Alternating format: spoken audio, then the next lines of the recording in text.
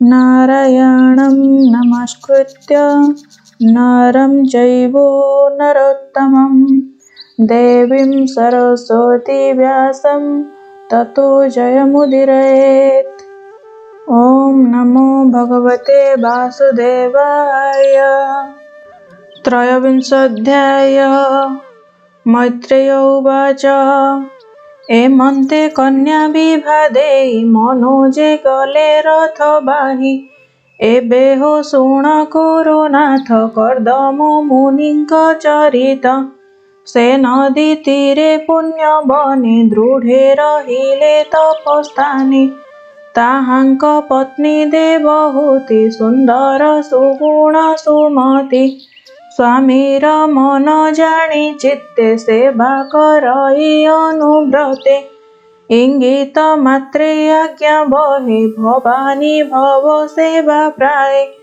विश्वास आत्मशौच धर्मे धीर गौरव समदमे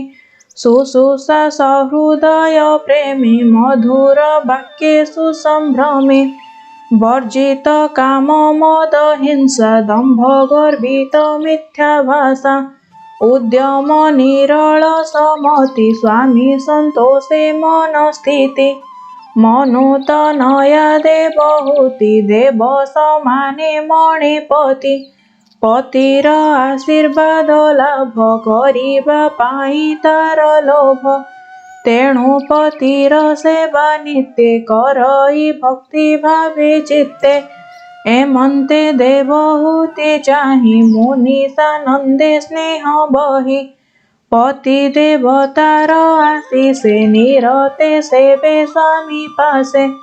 ताहार पतिव्रता धर्म देखि विचारई कर्दम ए पतिव्रतांकर सार सुशील सुगुण गंभीर एमंत गुण मने गुणी सप्रेमे गद गद बाणी निज कामिनी सुख चाहि कर्दम कहे प्रेम बहि कर्दम उवाच शुण सुंदरी मो वचन मोर विषये तोर मन देखि संतोष मोर चित्त तु अनुव्रते मोर भक्त प्राणी मानंक निज देह सुहृद प्रति अति स्नेह से देहे तोर जत्न नाही मोहरी अर्थे मन देई स्वधर्म रत प्राणींकर तप समाधि विद्या सार सुदृढ़ कर्म आत्मध्यान जीवंक हित तत्व ज्ञान ए सर्व गोविंद प्रसादे मुझे साधिली निरापदे तते मु दिव्य चक्षुदान कली तू देख विद्यमान ए सर्व तोहर सुसाध्य तू एवे भज विष्णुपाद गोविंदु जेबा भोग पाई से भोगे भय शोक नाही अन्य अनेक अछि भोग किंतु से तोर नहे योग्य तू सिद्ध हेलु निज कर्मे आपणा पतिव्रता धर्मे एणु तू दिव्य भोग कर जाहा दुष्प्राप्य मानवर ए बिने अन्य भोग जेहि की कार्य तुच्छ से हटई अधिक गुण की बा कही सर्व संपद जेणे पाई से हरि चरण पंकज निर्मल चित्ते एवे भज मैत्रेय उवाच एमंत कर्दम वचने से देवहूति तो समने भर्ता वदन चाहि कहे गभीर वाक्य सुधामये देवहूति उवाच भो नाथ तुम्भर प्रसादे तुम्भ चरणे अप्रमादे निरते हेउ मोर सेवा प्रसन्ने मोते आज्ञा देवा तुम्भे मोहर तुले एवे गृहस्थ धर्मे प्रिय भावे अतुल्य धर्म भोग कर जे धर्म कामधेनुसार मैत्रेय उवाच एमन्ते पत्नीर वचन कर्दम शुणितो समन प्रिया कल्पित मन जानी चित्ते विचारी विप्रमणि विश्वकर्मा को मने स्मरी विमान तप बळे करी जहि कल्पित वस्तु जुत अशेष रत्ने से निर्मित मणि निर्मित स्तंभ कूले सकल ऋतु पुष्प फले देवंक दिव्य भोग जहि सर्वदा काल सुखमयी विचित्र चित्र हेममयी चित्र पताका ध्वज सोहे सुगंध पुष्प माळे माळे जे रथे लंबई गहळे गभीर भृंगनाद सोहे पाठ वसन मन मोहे उपरे नील रत्नमणि विराजे रवि तेज झिणी से रथे सुवर्ण पलंके कोमल सज्जा सोहे रंगे विश्वकर्मार शिल्पीपण जे रथ करिछि घटण महामर्कत स्तंभ जहि विद्रुम वेदी विराजई जे द्वारे विद्रुम देहाळी हीरा कबाट जहि केळे शिखर मान स्वर्ण कुंभे विराजे इंद्र नील स्तंभे ज्वलन्ति पद्मराग दीपे विचित्र चित्रे चंद्रातपे हेमतोरणे हार लंबे पाटदोलिका रत्न स्तंभे श्वेतहंस कपारावत रावक हन्ति उन्मत विमान शिखे जलारंध्रे धूम निर्गत धूप गंधे विहार सज्जादि स्थान सुवर्ण निर्मित प्रांगण नाना विश्राम स्थान सोहे देखी देवंक मन मोहे एमंत दिव्यपुर चाहि संतोष लभे नेत्र दुई आपना देहहीन कांति तोषण हिला दे बहुति कर्दम मुनि पत्नी चाहि अमृत वचन बोलाई से सर्व प्राणी चित्त जानी तप समाधि विद्या गुणे कर्दम उवाच सुंदरी शृण मो वचन ए तीर्थे तोषे कर स्नान विमाने सुखे बीजे कर चित्ते गोविंद नाम स्मर शुक्ल निर्मित तीर्थ एहि प्राणी की सुख फल देई एमंत स्वामीर वचने से देवहूति तो समनि मलिन वस्त्र परिधान हृदय आच्छादि तुंगस्तन शिरे शोभित जटा बेणी सुगंध अंगे लेपे आणी पशिला सरस्वती नीरे जे नीर सर्व पाप हरे जले प्रवेश करी पुणी आश्चर्य देखिला तरुणी तत्क्षणे सरोवर जळे सहस्रे कन्या एक मेळे उठिले दिव्य रूप धरी जय शब्द मुखे करी रूपे की देवा पटांतर मोहंती ब्रह्मासुर नर किशोर वयसी आनंदे बासंती नीलोत्पल गंधे कन्याए देखी जल मध्ये से देवहूतिଙ୍କୁ आनंदे कपोळे देई बेनी कर स्वभावे कहन्ति मधुर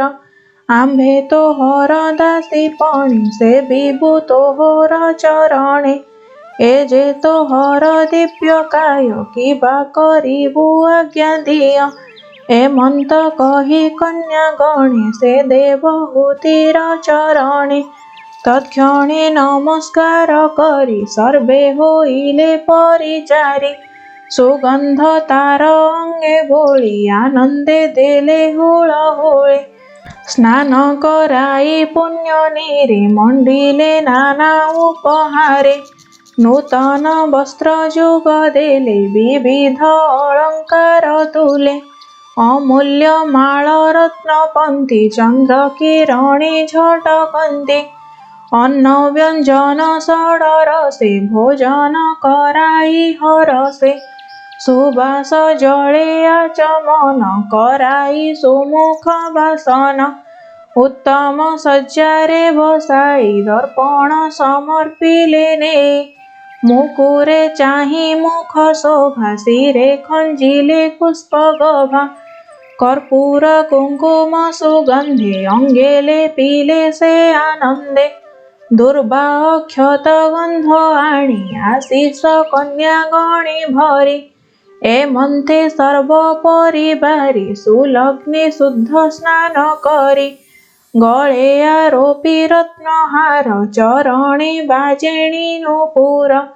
कटी शोभित कांची दाम हृदे कांचला अनुपम अमूल्य हार हृदे सोहे रूपे कामिनी मन मोहे देखिले हृदय सुंदर शोभन दशन निकर नयने पद्म पराजित सुंदर अपांग संयुत सुनील अलका कपोळे शोभित बदन मंडले दर्पणे निज शोभा देखी स्वामी स्मरिला शशिमुखी रूप मोहन प्रिय भावे वाक्य कहन्ति पिकरवे तत्क्षणे कन्यागण तुले प्रजापतिर पासे मिले स्वामीर जोग गति देखी संशय चित्ते अधोमुखी समस्त हेला कि प्रकारे भावी विस्मयता मनरे संशय देखी तार मने मुनि जानिले जोग ध्याने अपूर्व शोभा देखी तार प्रेम जन्मिला कर्दमर आवृत तुंग बेनी स्तन देखी संतोष मुनि मन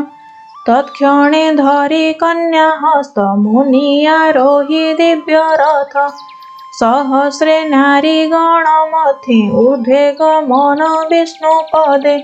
स्वर्गे देखन्ति सुर देवा कियवा पटान्तर देवा जेसने तारा गण मध्ये चंद्र विराजे विष्णु पदे देखन्ति अष्टदिगपाळे विमान अति अंतराळे इंद्रादि अष्टलोक स्थाने मेरु पर्वत घोर वने सिद्ध किन्नर क्रीडा देशे गिरि गह्वर अधिवाते एमन्ते नाना क्रीडा स्थाने विमाने मुनि तो समने कुबेर प्राय अष्टदिगे गमि भ्रमन्ति अति वेगे देव उद्यान वन जेते मानस सरोवर समेते एमन्ते संतोषे विहरि कामिनी संगे संग करी रत्न विमान काम गति जे भावे जेवा प्रचरन्ति पवन जह्ने सर्वदेशे काम विमान प्रकाशे विष्णु संतोष प्राणीकर किबा संपद गोचर एमन्ते दश दिग भ्रमी पथिक प्राय पथ श्रमी पुणी मिलिले निज घरे गृहस्थ धर्मर व्यवहारे से मुनि तपे अनर्गला आत्मा को नवरूप कला पत्नी संजोगे होई कामी अनेक संवत्सर रमी केबे हे काम न पुरिला मुहूर्ते प्राय दिन गला एमन्ते जोगर प्रभावे रमिले दंपति स्वभावे सते बरस देव मते सुचित्ते रमिले निश्चिन्ते एमन्ते प्रजापति रेते से देवहूति गर्भगते नव कुमारी उपजिले शुभ मंगल लग्न बेळे सर्वे स्वरूपा रूप मध्ये शोणित उत्पल सुगंधे एमन्ते नव कन्या चाहि से देवहूति विचारई एकी अद्भुत कर्म मोर दैव बळी बळियार एमंत समये से मुनि संन्यासाश्रम मने गुणी गमने होइले प्रवृत्त ता देखि देवहूति चित्त अतीव व्याकुलित हेला बाह्ये विस्मय प्रकाशिला विकले पति पासे जाई रहिला अधोमुखी होई अश्रुपूरित से लोचने बोलाई विनय वचने देवहूति उवाच भो नाथ तुम्भर प्रसादे सकल सुख मो आनन्दे भुञ्जई तव पाद ध्यायी मोहर चित्ते चिंता नाही एबे मो गर्भे कन्या देखी होइली मन दुखे दुखे ଯାହା ପ୍ରତିଜ୍ଞା ତୋର ଥିଲା ତାହା ତ ସମ୍ପୂର୍ଣ୍ଣ ହୋଇଲା ତୋ ପାଦେ ପଶିଲି ଶରଣ ମୋତେ ଅଭୟ ଦିଅ ପୁଣ ସେ ବଇଁ ଚରଣେ ତୁମ୍ଭର ମୋର ମନ ଦୁଃଖ ହର